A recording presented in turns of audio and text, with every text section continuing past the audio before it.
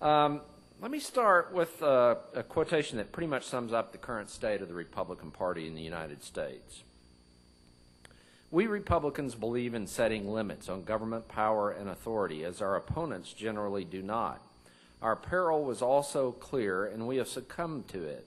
We Republicans, while temporarily enjoying governing power, have contented ourselves with overseeing a government we do not truly control, one that is moving by blind momentum further and further away from our party's distinctive beliefs. We have hastened the transformation of a free citizenry into a protected and controlled subject mass. In the process, we have undermined our party's reason for existence. This message could well be from tonight's guest, but in fact, it electrified me as a college freshman 34 years ago. It is from Richard J. Whalen's Catch the Falling Flag, a Republican's challenge to his party. The book heavily criticized President Nixon and Republican leadership for failing to govern as conservatives as they had been elected. Now fast forward to February of 2005. In the midst of a major conservative gathering in Washington, D.C., celebrating GOP victories, journalist Ryan Sager poses these disturbing questions. What does a movement do when it has spent decades arguing that the government should have less power, and then it takes control of the government? Does it stick to its principles and methodically find ways to tax less, spend less, and interfere less in the lives of Americans? Or does it slowly but surely, day by day, issue by issue, bill by bill, succumb to the temptations of power and starts to wield it towards new ends? Like Whalen 34 years ago, Ryan Sager was posing serious questions about Republican leadership. Unlike the time when Whalen wrote, Republicans this time not only held the presidency, but at the time that Ryan wrote that, the Senate and the House. And as well, this came after Ronald Reagan's big tent had created room for all Republicans to feel at ease within the Republican Party. Thus, when Ryan Sager was writing, the stakes were on a much vastly larger scale. Sager's questions led to the book The Elephant in the Room, a scathing indictment of the Republican Party leadership for turning its back on the Goldwater-Reagan philosophy in favor of a new brand of big government conservatism. That is, if big government conservatism isn't an oxymoron.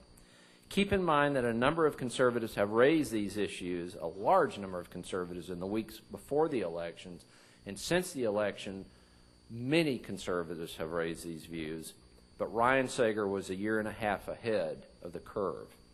Ryan is a columnist for the New York Post and RealClearPolitics.com. He was the youngest member of the Post's editorial board, and his work has appeared in the Wall Street Journal, Reason, National Review, and Atlantic Monthly. Regardless of your political point of view, The Elephant in the Room provides incredible insight into the coming battle for the heart and soul of the GOP. And if you happen to agree, as I do, with Ryan's clarion call for Reagan conservatives to retake control of the Republican Party, it's essential, insightful, and bracing. Please welcome Ryan Sager.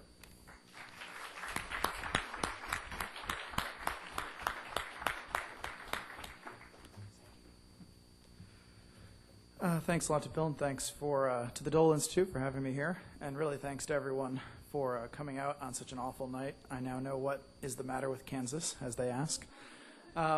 It's a lovely state. After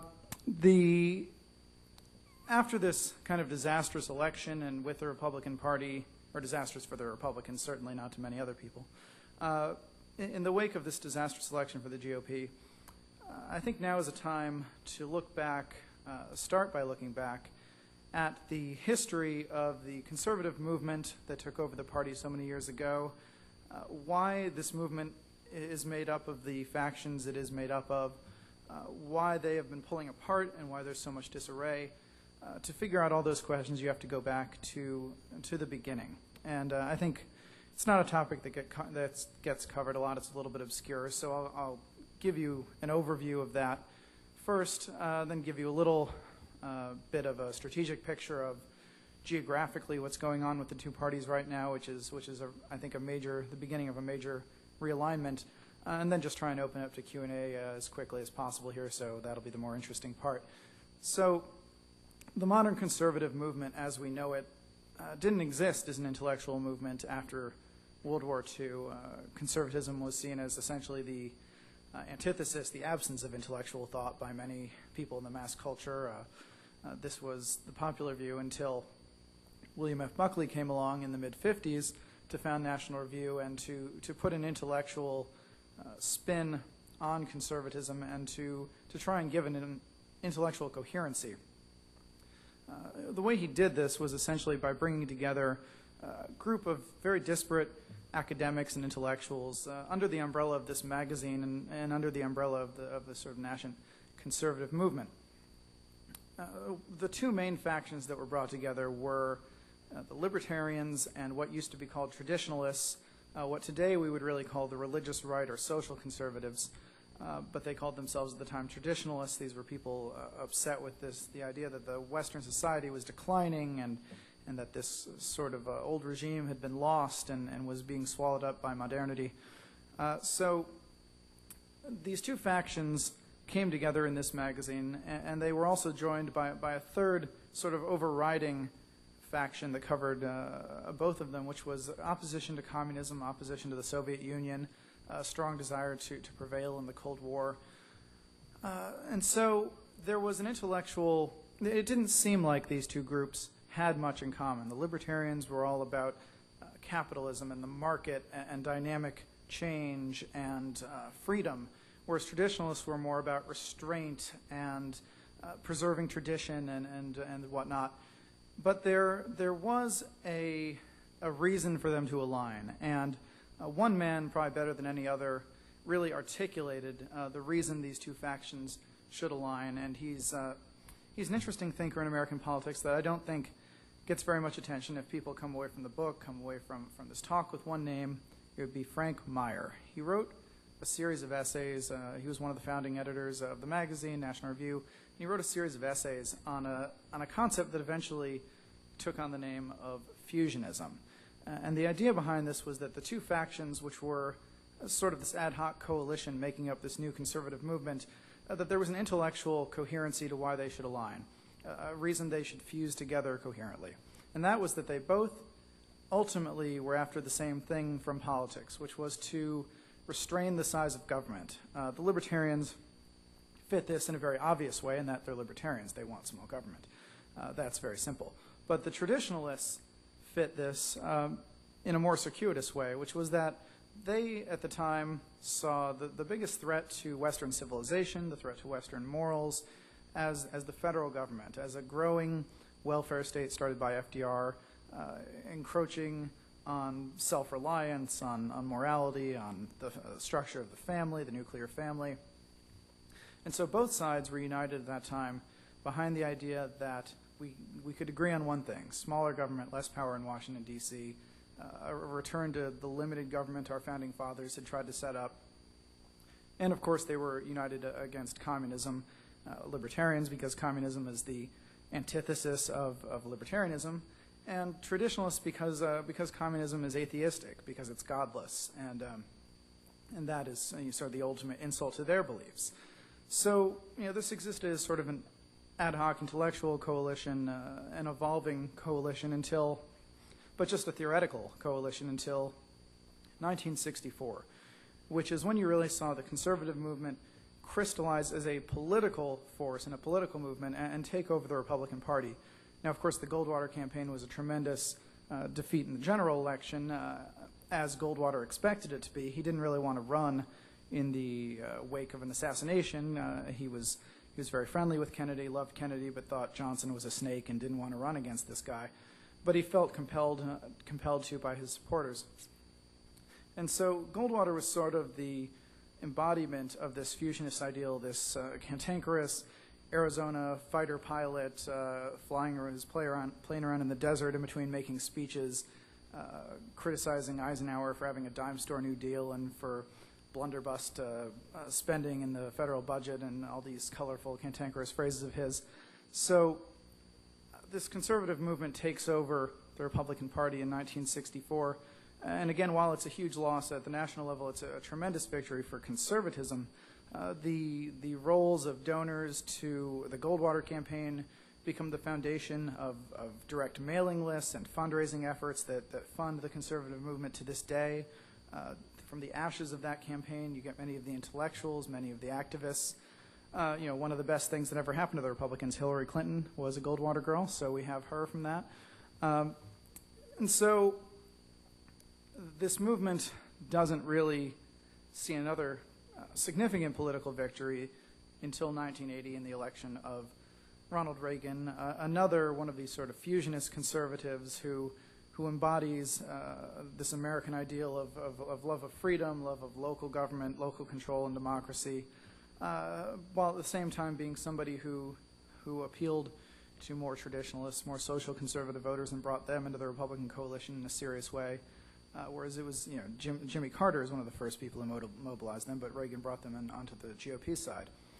And so, in between there, you had Richard Nixon, who was sort of the anti-conservative, somebody who increased the size of the federal government, who created new government programs, right and left, wanted to have a guaranteed minimum income, started the EPA, just the opposite of anything a small government conservative would want.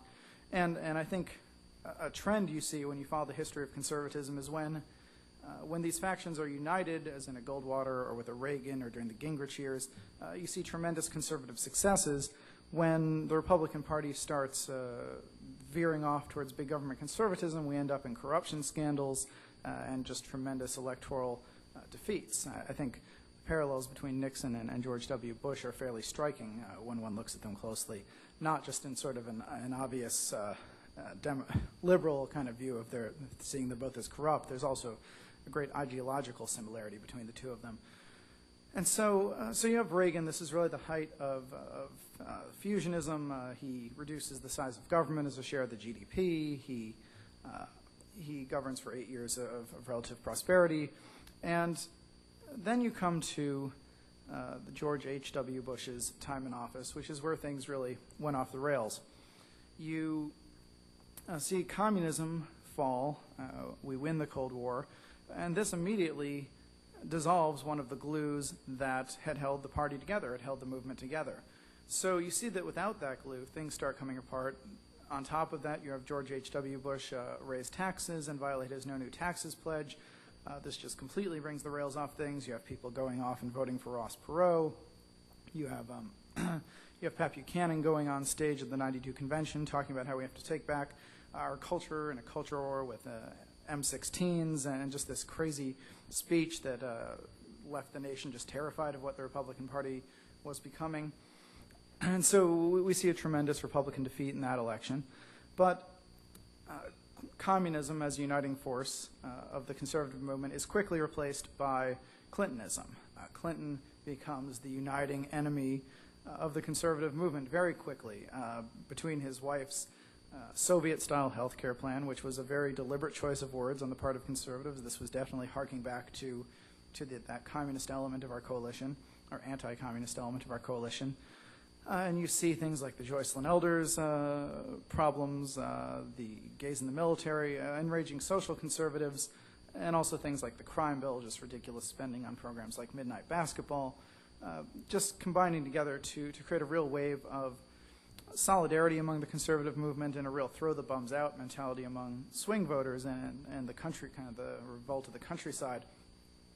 And you see any direct mail piece that went out in the '94 campaign that mentioned Bill Clinton would bring in money. If you didn't mention Bill Clinton, it didn't really work. You saw ads right around, going on all over the country after the Michael Jackson black and white video. You had people morphing into Bill Clinton all of a sudden. Every local candidate was morphing into Bill Clinton. So this was a very effective advertising strategy also.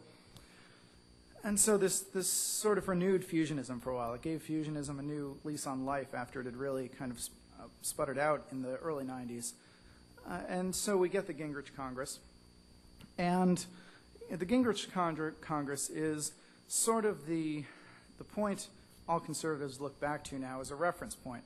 The conservatives who want to embrace big government, who want to continue on the Bush path, say, well, look, the Gingrich years didn't work. We tried to reduce the size of government. We tried to do this governance in correspondence with conservative principles, and it failed. The public rejected us. Bill Clinton outmaneuvered us, and so we can never do it again. We have to give as much in government spending as the Democrats would and fight the battle on other terms. And I think that's a misapprehension of the Gingrich years. I think there were a lot of tactical mistakes that were made, such as, Gingrich had sort of a tremendous ego that he wanted to be in the ring with Bill Clinton, and he really had to go out there and just duke it out with him. And Dick Armey, who I talked to for the book, said, if you put me in the ring with Muhammad Ali is going to beat me. But if I take him out in the back alley and shoot him, I've got the upper hand. Now, it was a strange way of putting it, but what he meant was that the Republicans didn't have to play Clinton's game. By playing on Clinton's terms and in an arena Clinton was skilled in, they set themselves up for defeat, whereas the easier thing to do would have been to deny him the big spectacle, to deny him the ability to do what he does best, just to very quietly do what they did through congressional maneuvering and avoid the big fireworks. They went for the fireworks and they got their hats handed to them in 95 and 96.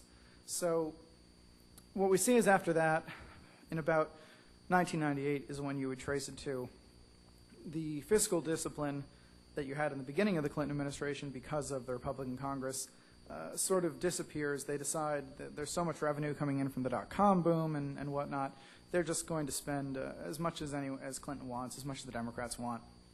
And so as much as Bush is responsible for big government conservatism, it started a couple of years before him. But he and Karl Rove have solidified, what I think is a really toxic new form of conservatism, and I think that it proved itself toxic and it proved itself a failure in this most recent midterm.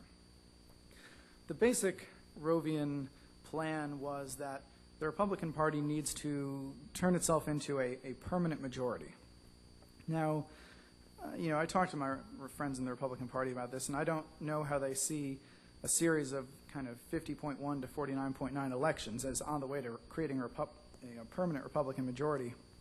I think Reagan was a lot closer to that than Bush has ever gotten us.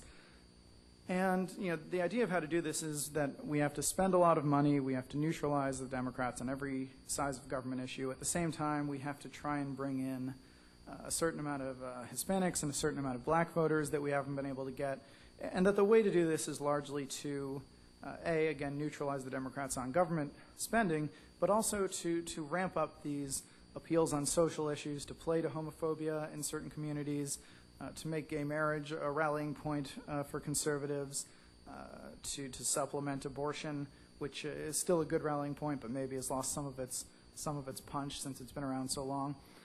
And things like the big spectacles, like the Terry Schiavo disaster, which was just pure, blatant, unadulterated pandering to the James Dobson and these power brokers on the religious right. And it was, it was just a tremendous show of federal government power in a completely unprecedented, unprincipled way. And I think they've paid for that ultimately. So let me give you a little bit of a sketch of the current political geography and what I see happening there, and then I guess we'll open it up to Q&A. What happened in this last election is essentially that red and blue ended. Red and blue doesn't mean anything anymore. It doesn't really make sense. It was somewhat descriptive before, but now it's not. What we saw happen in this election was that the country solidified essentially into 4 major geographic regions, each with their own fairly coherent political makeup. The South has become solidly Republican. I kind of say the South is captive to the Republican Party now, and the Republican Party is captive to the South. In one of the worst elections the GOP is likely to see for a long time, they hardly lost a seat in the South.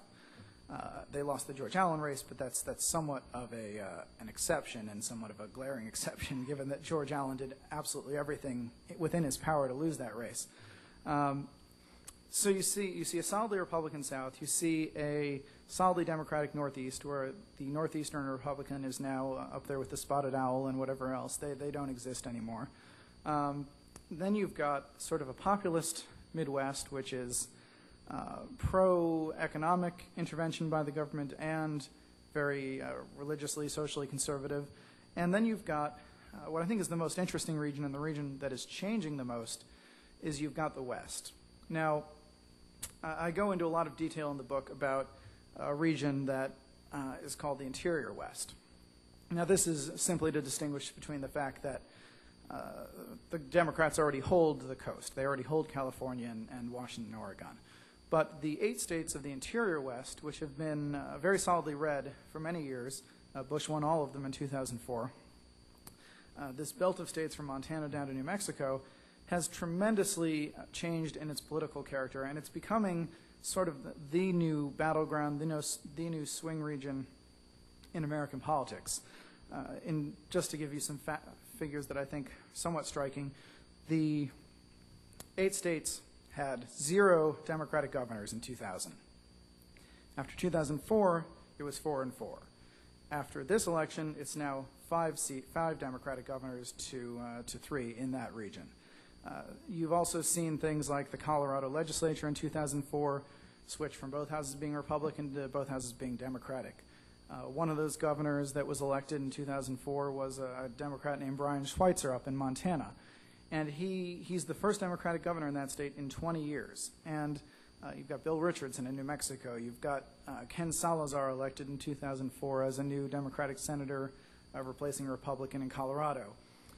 You saw one of the biggest Senate races this year was Conrad Burns getting taken down in Montana in a race where a Libertarian candidate polled 5% of the vote. And this candidate is a man who turned himself blue when he took an antibiotic, a homemade antibiotic laced with silver. So actually a guy who looks like a Smurf took about 5% in Montana and well more than the margin of error in that state. So, why is this western region changing? There's essentially 3 demographic factors at work here. The first is that it's simply a less, well, let me back up. The Republican Party has always existed on sort of the south and west axis, from California and all of the west and the south. It's tilted. It keeps tilting and tilting. We lost California in the 90s, and now we're seeing the west. So back to the demographic factors and why we're tilting so far south. When you stack up the south versus the interior west, what you'll find is a couple of things. The interior west is far less evangelical. You'll find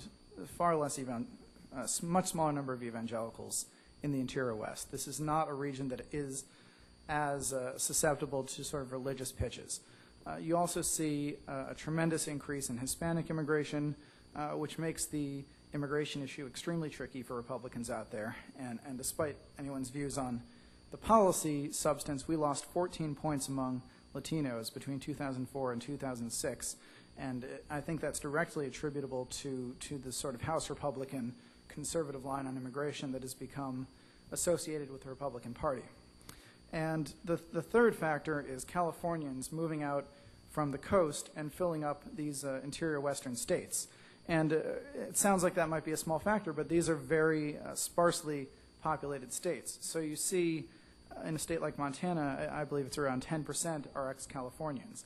And you see in a state like Nevada, which is directly contiguous, something even higher than that, and Arizona, a similar statistic. So these Californians, just because the interior west is so sparsely populated, make up an absolutely sizable demographic trend. And these Californians moving in are fleeing high prices, high taxes, but they're still not, they might not be the most socially liberal Californians, but that still makes them far more socially liberal than anyone from the South. So the Democrats are getting this. They're running candidates out west who are a new breed of Western Democrat. I mentioned Brian Schweitzer. How he got elected is he cut ads where he was out in the woods with his brother and a shotgun and his dog. And this is, I did an interview with him for the book, and he felt compelled to tell me what he was wearing. He was wearing a bolo tie and boots, and I didn't want to know about it. But this is very much a crafted image, and you see it from a lot of Democrats out there are crafting this kind of image. And it's effective. It works. And they've got the results over the last couple of elections to show it. And so I think if the Republicans don't get their act together, their presidential coalition doesn't work without the West, without the interior West specifically. 70,000, people talk a lot about the 60,000 votes in Ohio would have shifted things to John Kerry last time. Well, roughly the same number, about 70,000 votes between Nevada, New Mexico, and Colorado would have done the exact same thing. It's a very delicate balance the Republicans are treading out there, and it's tilting tremendously away from them, and this is the great new swing region in our politics, and I think that's going to be one of the defining characteristics in the next election. And with that, I guess let's just open it up to questions, and there's mics that'll come around, as I think you were told before.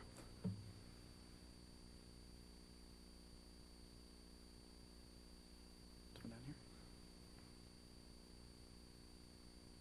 here.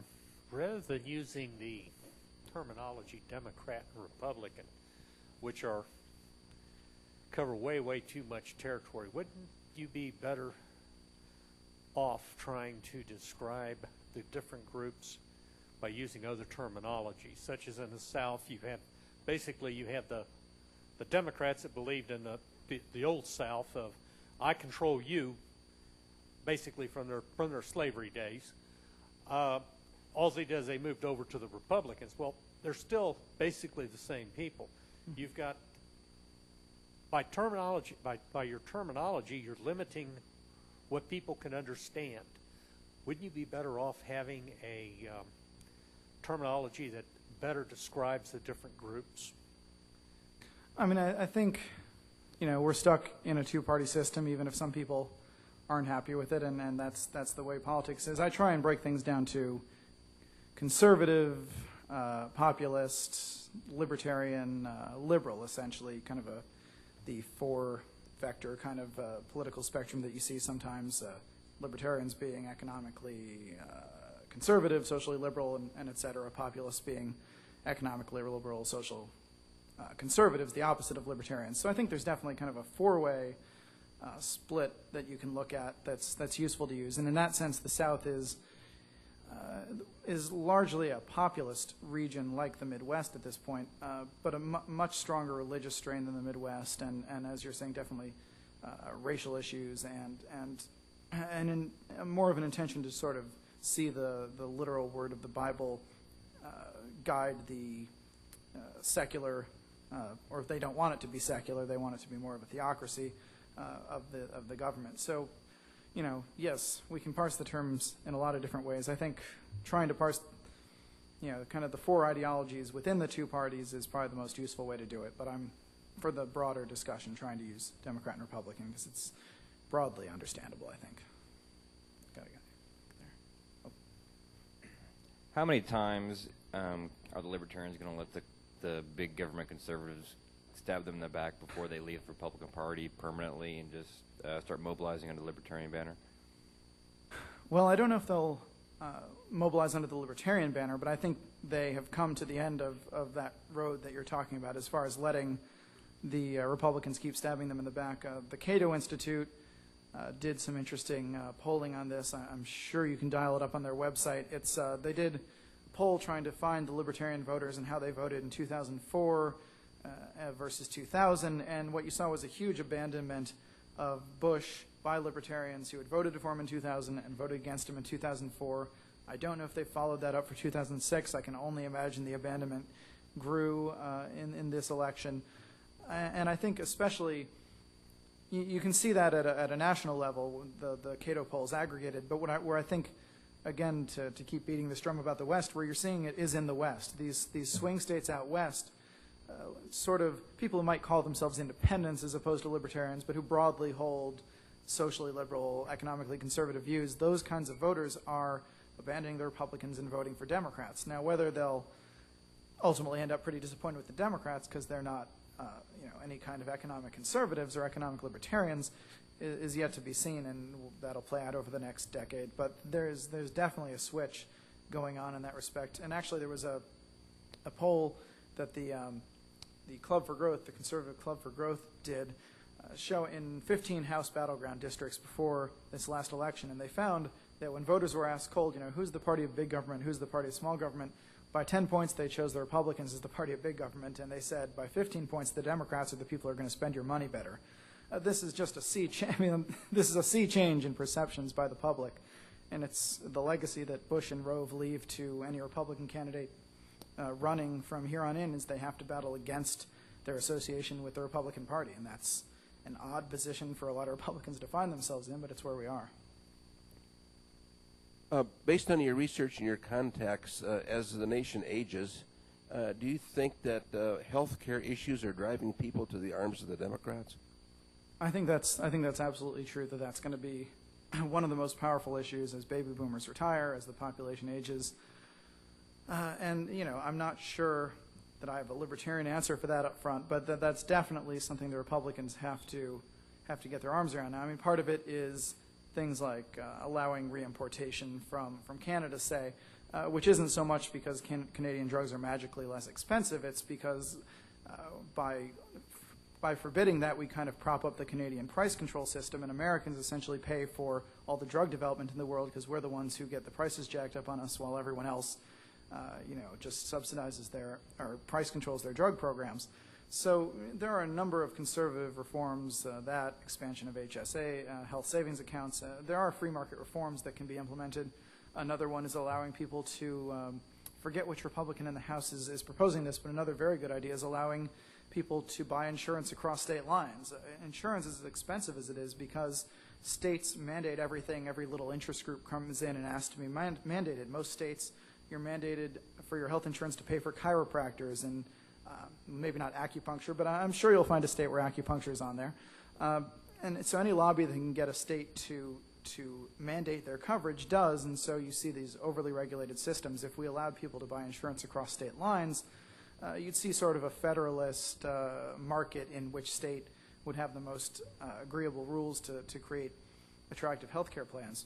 So I think there are some libertarian answers, but you're definitely right. That's a structural problem the Republicans have to contend with.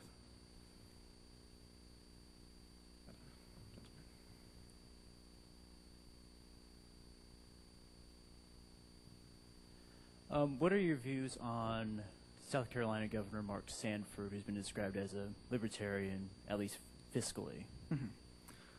I think he's excellent in many ways. I mean, what I hear is that he just doesn't have the fire in his belly to be president. I mean, I don't, you know, there's people who are great but who probably won't run.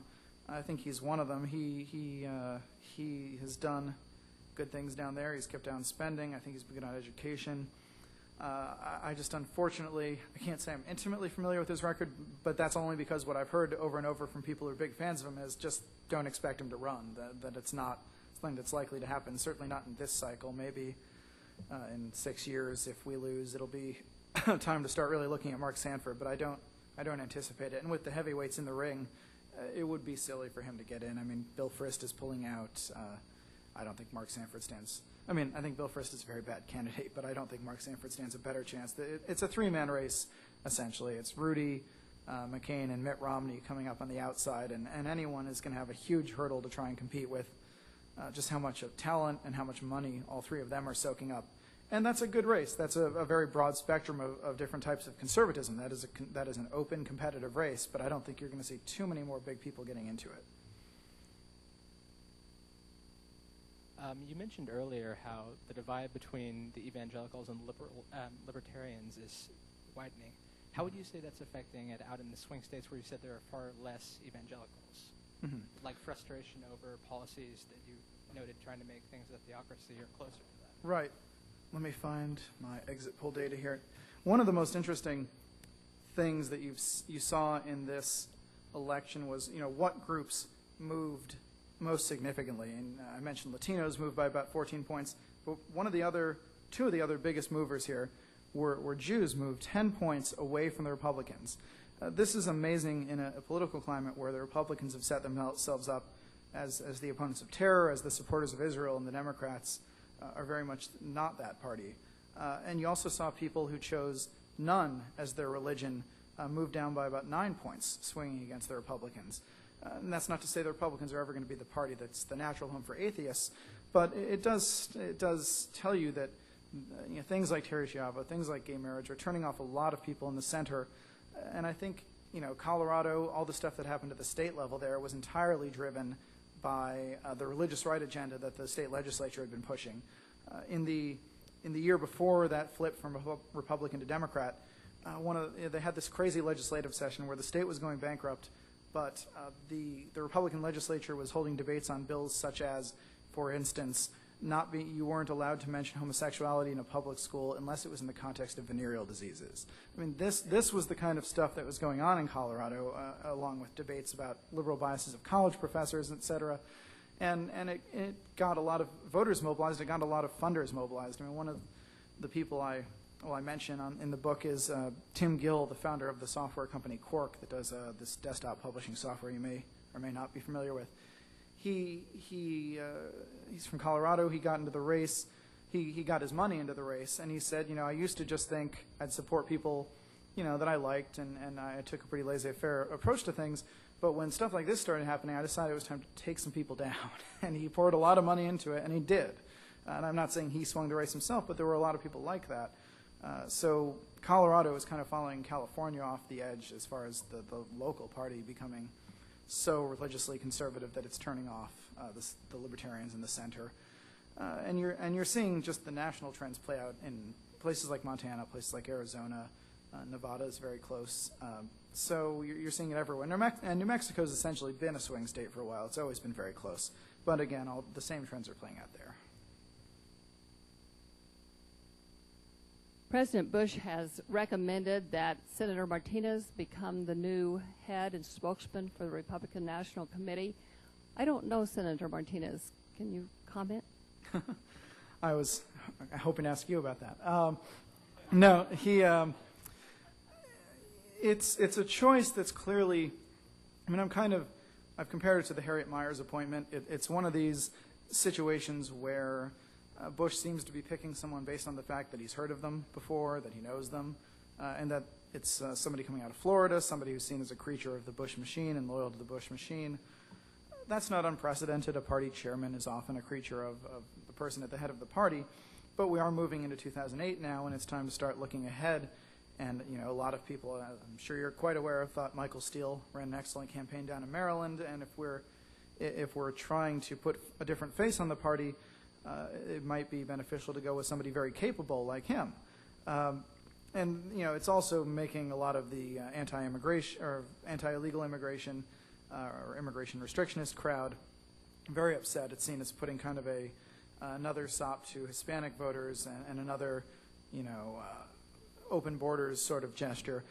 It seems to me there's more able people for the position, but I can't claim any extensive knowledge of his record. But it clearly fits Bush's pattern of appointing people personally loyal to him and personally known to him.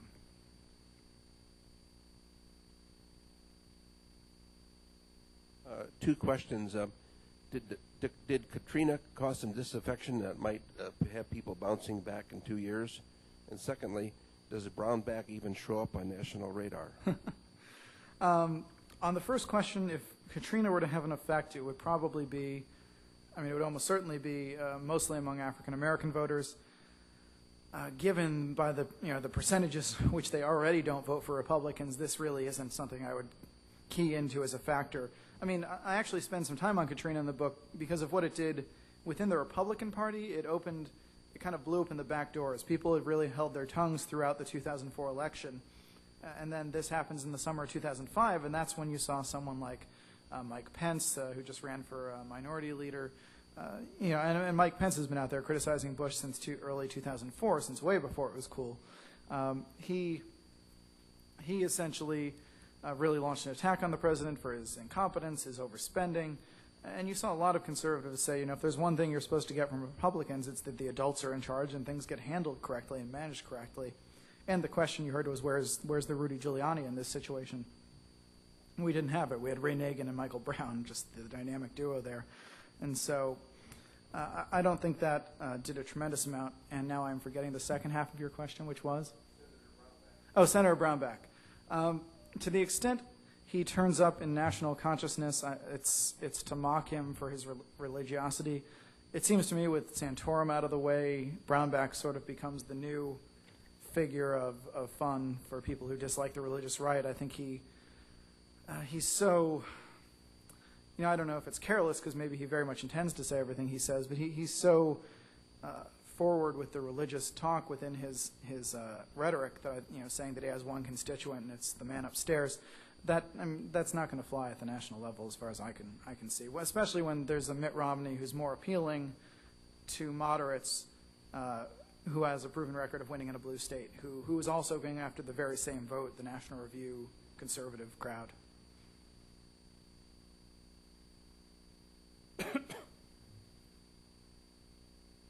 We had Madeleine Albright come to Kansas a while back and speak to us, and one of the things that she said that really struck me and has stayed with me, and I've thought about a lot, was that the process of politics, especially at the national level, has become toxic. That was the word she used. And I was wondering if you would speak to your view on that, and if you think the midterm election is going to change that, and if it is true, what you would suggest could change that. Is that a correct perception? And should we just all give up and build bomb shelters? Well, I think I come from a very different school than people inside the Beltway who like to make a big deal out of how wonderful bipartisanship is and how noble politics and public service is. And I'm afraid I probably differ a little bit from the man whose name is on the building and say Senator McCain on the idea of public service as a noble calling. I think we should always regard politicians as scoundrels and politics as a somewhat toxic business. It's nice when we occasionally get somebody like Reagan, somebody with character, somebody who can unite the country, and there are democratic versions of that for people who think I'm being partisan there. But it's the exception, and most people who want the job are, wanting that much power is in itself a worrying thing. So I think, as a libertarian, I think we should always look at politics as a dirty business and not sentimentalize it, and that people shouldn't look for purpose in their lives to come from what the federal government is doing. The government's job should be to let us live our lives and guard the borders and keep us safe. But other than that, I don't personally think that the government is where, our nation should look, for fulfillment. We've accomplished more in the area of commerce and the advancement of human civilization, and that's all very much separate from the realm of government. I have a question. In the Kerry Bush election, Bush's re-election was largely attributed to moral voters. Do you think that's an accurate description of what happened? And if it is, can we get small government voters to the poll the way that social issues motivate people? Well, I'll start off by saying no, I don't actually agree with the idea that it was value voters. You saw a lot of that argument from people like Ken Blackwell out in Ohio, the Secretary of State of Ohio, who just lost by some 20-plus points in the governor's race out there. There's this great myth that it was that values voters won the election, mainly because an exit poll came out that showed values, moral values, being the question that got the highest percentage when people were asked, what did you vote on? You'll note if you add up terrorism in Iraq, that dwarfs the moral values issue. And if you just look at the campaigns both sides were running, and you have to imagine they were running shrewd campaigns, it wasn't about who was the candidate of moral values, it was about national security. The entire election was about national security. And there's also this myth about the gay marriage amendments, which is particularly pervasive, that Rove managed to get these initiatives on the ballot, and it was the stroke of his evil political genius that had increased turnout in swing states. Pretty much any analysis you look at of that shows that turnout didn't increase anymore among Republicans in states where you had these initiatives. The only place where it's questionable, where it's a marginal case, and it's an important one, is Ohio. Ohio was, of course, decisive, and so the fact that it's kind of on the margin there, is important. But even in Ohio, you can't really prove it, and it's still very murky. And so you saw them try and repeat this tactic in 2006, and it failed. You saw the first one of these amendments go down in the West, in Arizona, which is something I find encouraging, and that it happened in the Southwest is what I would expect. And even when they pass in the West, they pass by much smaller margins than they do in the South, with the exception of, I think, Idaho, which really did pass it overwhelmingly. But there's a very large Mormon population. Idaho kind of is more evangelical-like than some of the other Western states. You find that it didn't work even in Virginia, where you had a razor-thin election that could have gone to a recount. The marriage amendment in Virginia passed overwhelmingly, but it wasn't enough to save, George Allen's.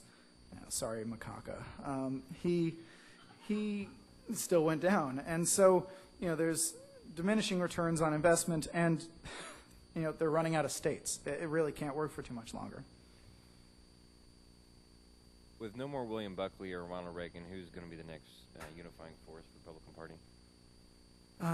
I would make the argument for Rudy Giuliani. I think that while he isn't the ideal for a lot of social conservatives, if you look at the polling, granted early on here in this primary race, you find that he has by far the lead in the Republican primary. He leads among people who call themselves strong conservatives, self-identified strong conservatives and social conservatives.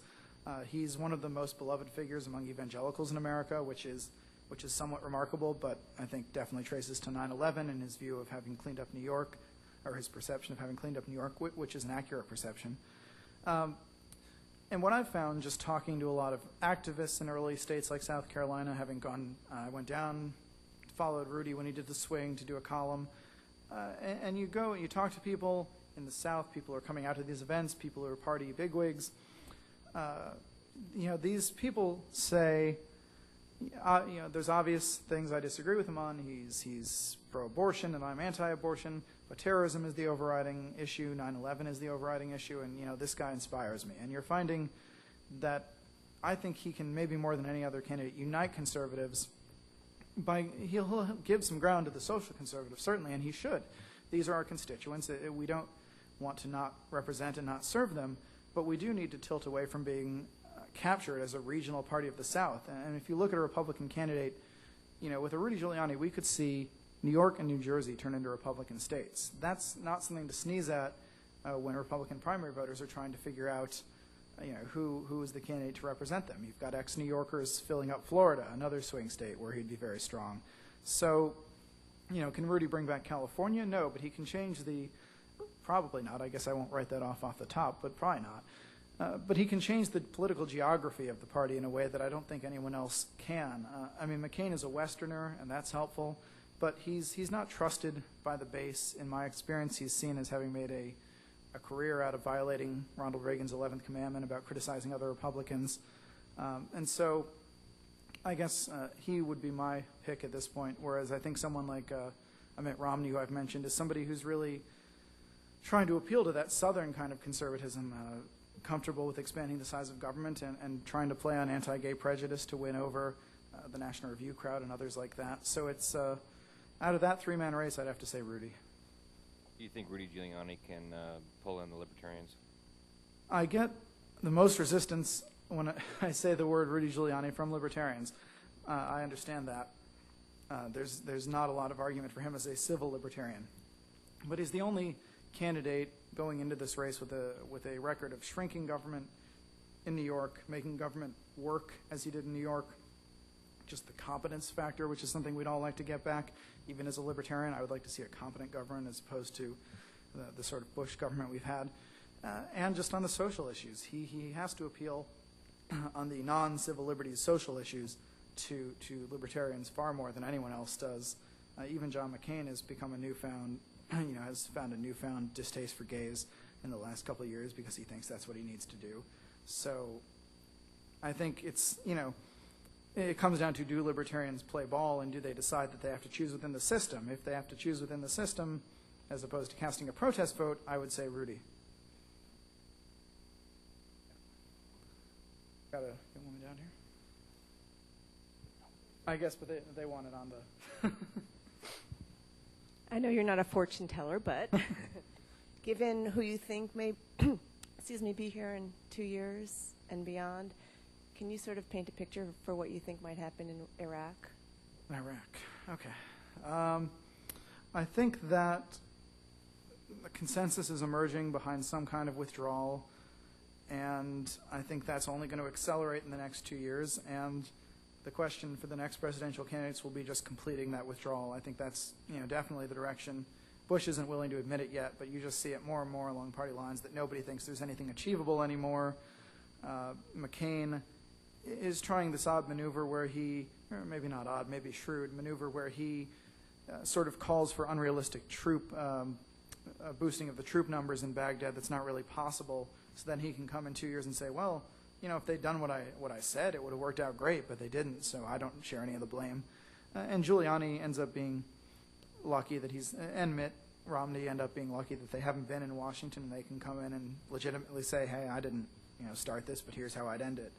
I think on both sides, you're going to see the contest is how to end the Iraq War. And Hillary's going to get in a lot more trouble than she thinks over being on the wrong side in her party's view of the Iraq War. If Al Gore chooses to wade back in as the anti-Iraq war candidate, or Barack Obama, who opposed the war, before it was cool to oppose the war, she's in a lot of trouble. I don't think Hillary's nearly as strong as people think she is, because I have yet to meet a Democrat, maybe there's one here in this room and they can stand up and defend her. I've yet to meet a Democrat who's excited about a Hillary Clinton candidacy. They're resigned, they dread it, they accept that it's going to happen, but they're not excited. And that's a huge vacuum that somebody else can knock her out. And I think Al Gore is the guy to do it. What, if anything, do you think the President Bush can do to avoid an immediate plummet into lame duckness? Well, he can just start signing anything the Democrats want him to. He can be bipartisan and work across the aisle by signing a minimum wage bill, one of the main things he could achieve, if the Democrats don't mind giving him an achievement, is getting the immigration reforms that he wanted. The main impediment there was the Republican House. That's gone. And the Democrats have an incentive to. That's minting a lot of new Democratic voters. And even if it means handing Bush a victory, maybe it's advice from your enemy, but I would certainly make that bargain. It's ridiculous not to from their point of view. So those are two issues where he can cooperate. He can also, if they send him up a spending bill, the Republicans have done something very clever here. They've decided that in their last lame duck session that they're having right now through December, that they're not going to pass any of the spending bills that are pending in Congress, because they don't want to have their fingerprints on the 15,000 new pork earmarks that are in there. So they're going to leave that nice little gift on the Democrats' doorstep, in a paper bag set on fire, and they're going to leave it for them to figure out. So if Nancy Pelosi puts that through and has, 15, 14,000 earmarks, President Bush can find his veto pen, and that would also be a good thing. Now, if Nancy Pelosi's smart, she's going to reform some of this stuff before he gets a chance to do that. But, this pork government spending issue has caught a lot of fire with the public recently, and so either side that capitalizes on that is probably making the right move. Ryan, when you mentioned putting the bag of well, we won't say what it is, on the front door on fire, there were a lot of knowing grins in the audience, so I'm not sure what that means. Does anybody else have a question? Okay, let's thank Ryan Sager for coming out tonight. Thanks a lot. We want to thank all of you so very much for coming out on just a dreadful night. We thank so much for your time. We're going to do a book signing with Ryan in the very front of the building up here. We have copies of The Elephant in the Room for sale. It really is, for those of you who are regulars at the Dole Institute, we feature lots of authors. I can't always honestly say that I've read the book because I can't read, literally can't keep up with that. But I have read this one, and it's outstanding, and I recommend it to you all. It's kind of a mini history of the conservative movement and how we got to where we are, and it's valuable regardless of your point of view, as I said in my introduction. Anyway, thank you all for coming out tonight. We really appreciate your attendance. Hope to see you back here next Wednesday night for Mark Halperin. Good night.